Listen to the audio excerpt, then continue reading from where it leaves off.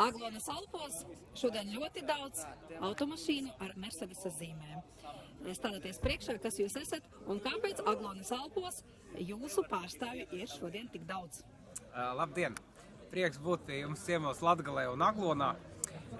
Dominiks šogad svin 25 gadu jubileju, un mums ar Mercedes-Benz klubu ir tāda tradīcija, ka mēs katru gadu braucam pa Latviju.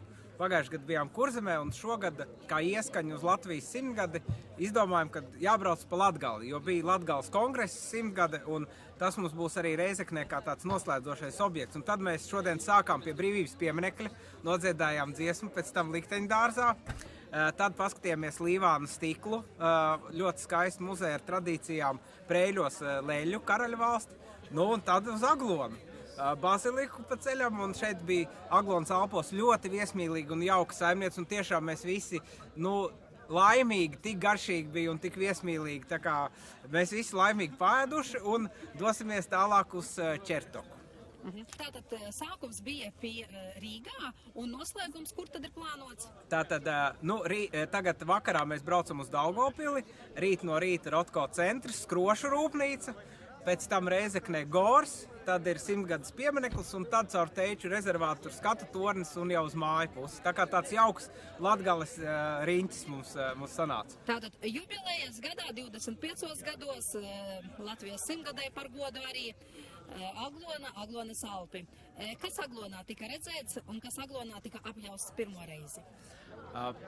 Visiem, protams, kas nebija arī bija tādi, kas nebija redzējuši ļoti liels iespējas, protams, no bazilikas, jā, ar to savu majestātiskumu un patika visur šeit Latgalē pa ceļiem skaisti vēl joprojām zied lupīnas, tā kā uz Jāņiem, visi saziedējis, ir skaisti ceļi, mēs braucām no Preiļiem, visi, var baudīt to skaisto Latgali.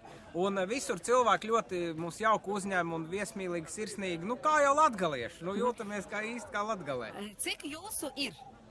Mēs esam kopā 46 cilvēki un 21 automobīlis. Un pats jaunākais cik? No automobīļiem pats jaunākais? Burtiski daži mēneši, pats pēdējais modelis viens arī ir mūsu vidū. Jā. Un autovadītājs vai dalībnieks? Dalībnieks, manuprāt, viena meitene ir 11-12 gadi, kaut kas tā varētu būt. Tas mums jaunākais no dalībniekiem. Un vecākais jeb seniors? Vecākais seniors, manuprāt, mums tieši ar Mercedes-Benz E-klases 67. gada, bet,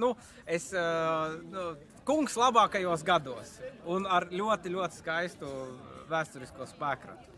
Vai 25 gadu laikā ir iezīmējušās kaut kādas noteiktas tradīcijas, piemēram, kādi dēsta koku konkrētajā jubilejā un konkrētā vietā, kāds liek akmentiņu, kāds dzeju raksta, vai jūsu klubam ir kāda interesanta tradīcija? Mēs šīs tradīcijas veidojam, tātad Mercedes-Benz klubam kā tādam ir tradīcija, tātad ir šis brauciens, 2 dienu brauciens pa Latviju, tad ir septembrī ir kupē pasākums, kur mēs arī braucam pa Latviju, bet tur pārsvarā jau ir tāds tradicionāls. Pagājušajā gadā braucām no atrestaurētā jaunā motoru muzeja līdz Igatas pilī. Un tad bija ap 100 automobīļiem, bija pilnīgi, ka Brīvības iela bija nobloķēta uz laiku un bija visi tikai zvaigznes brauc. Tā kā mums ir tādas pārsvarā, tad vienmēr klubs svin dzimšanas dienu, Dominiks pie mums telpās, un mēs klubu biedriem parasti, kad ir jauns kāds modelis, mēs viņiem parādām pirmiem. Tā kā viņiem ir kluba biedriem ir tā iespēja pirmiem to jauno zvaigzni ieraudzīt. Jūsu novēlējums jubilejas gadā visiem tiem autovadītājiem, kuriem mašīnas grezno šī zvaigzne? Lai vienmēr jūsu automobīļi jums nes pozitīvas emocijas, un, protams, lai jūs arī tomēr vienlaicīgi tas arī būtu droši, ja? Vienmēr jūs padomāt arī par to, ka tam ir jābūt skaistam, patīkamam braucienam, drošam un lai visiem laimīgs ceļš un daudz jauku, skaistu piedzīvojumu. Gan vasarā, gan ziemā, gan rudenī, gan visos 4 gadalaikos, ar ko mēs Latviju varam būt laimīgi. Mums ir tiešām 4 izteikti fantastiski gadalaiki. Jūsu novēlējums Aglonai, jo Aglona kā vieta ir arī viena no tādām spilgtākām Latvijas zvaigznēm.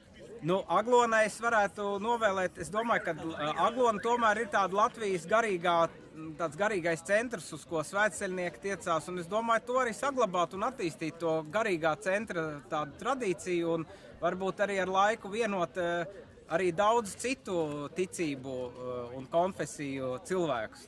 Kļūt kā tāds īsts starptautisks garīgs centrs. Vai šajā īsajā brīdī, kamēr ir iebraukts Aglonā, tika pamanīts kaut kas tāds, ko vajadzētu un varētu uzlabot? Nu, ziniet, īsti nē. Es saku atklāt, mums bija arī, starp citu, mēs, kad meklējām Aglonas Alpus, mums vieni vietējie cilvēki palīdzēja drusku izbraukt pa maziem ceļiem.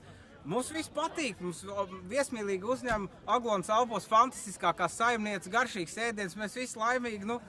Tad, kad tu esi tik gaiši viļņi, tu jau neredzi kaut ko vajag uzlabot. Tev ir vienkārši forši, tu baudi dzīvi un Latgali.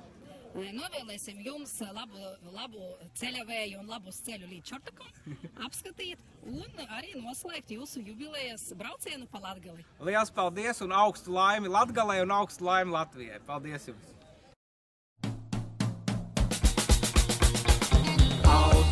Automobīli, tevis dēļ mums vajag spēt, lūgt no citiem cigareti un no citiem piesmēķēt.